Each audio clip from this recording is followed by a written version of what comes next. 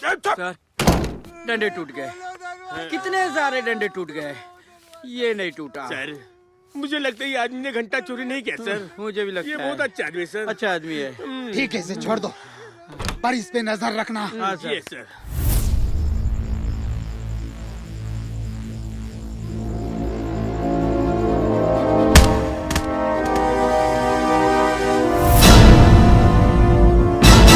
अरे है मोंतू।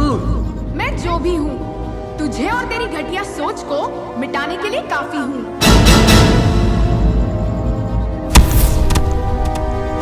मैं ठाकुर रुद्र प्रताप सिंह का बेटा हूँ। जा, जो कर सके कर लेना। प्रीतम बेटा, उठ।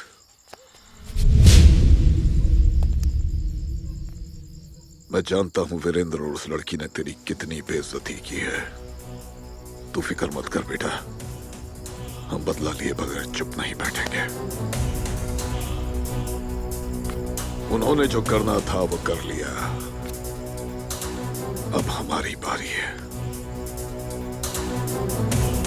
चल मेरे साथ।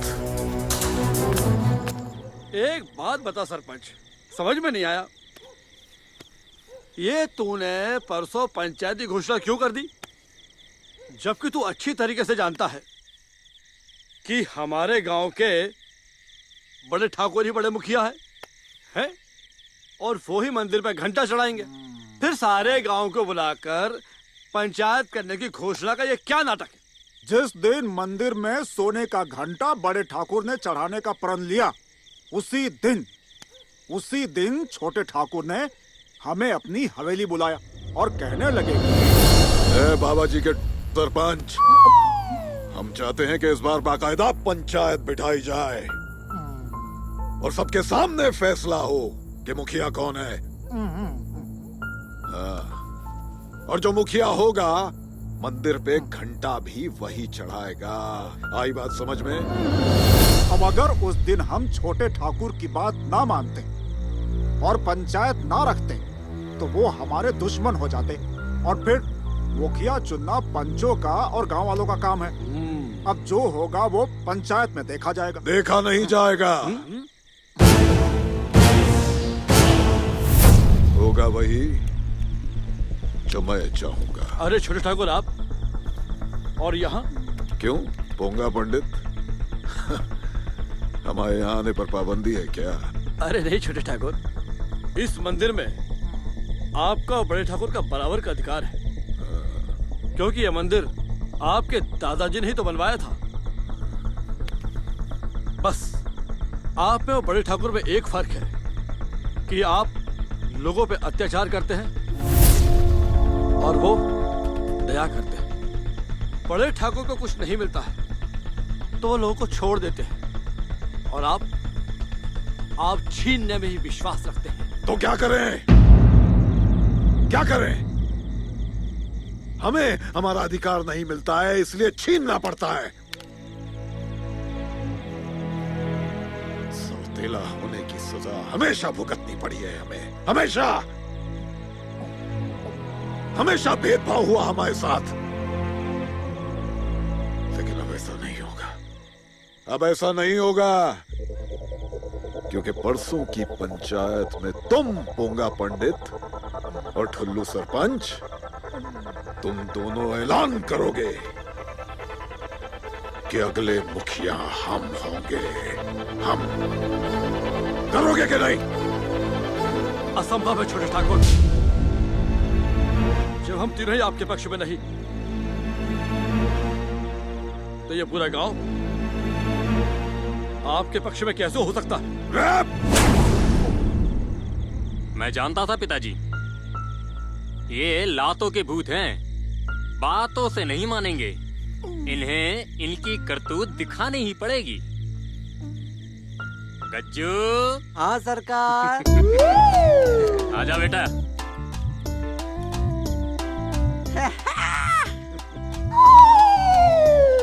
गज्जू तू?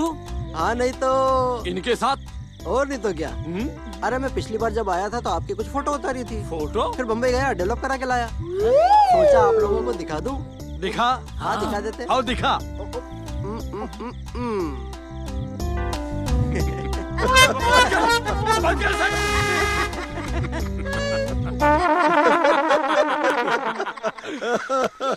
देख लिया अपनी हरकतों का नमूना।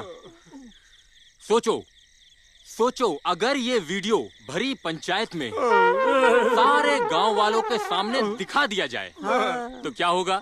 छोटे सरकार मुझे बताने दीजिए। मेरे अंदर का नटखट शैतान उछल उछल के फुदक के बताना चाहता है कि इनकी करतूतें क्या हैं। बताऊं? ठीक है, रहने दे। बता बता बता। पता है, कल जब पूरे गांव वालों को पता चलेगा कि ये तीनों महापुरुष अनारकली डिस्को चली की गली में गए थे, तब क्या होगा? अब ठाकुर साहब, आप जैसा चाहेंगे हम वैसा ही करेंगे। ए, पोंगा पंडित, अपनी बात पे कायम रहना पंडित, समझ गया? हाँ हमारे पंडित, याद रखना ठाकुर साहब ने जो बोला है।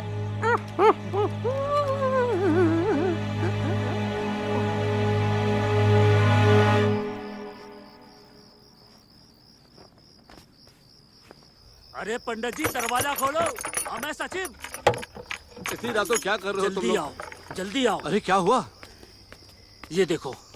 अरे क्या हुआ तुमको? अरे पंडित, हाँ? बहुत परेशान है। हैं? रात भर से नींद नहीं आ तो रही कहा है। हम लोरी क्या के सुना है तुम्हें? अरे टट्टी पर टट्टी लगी जा रही है।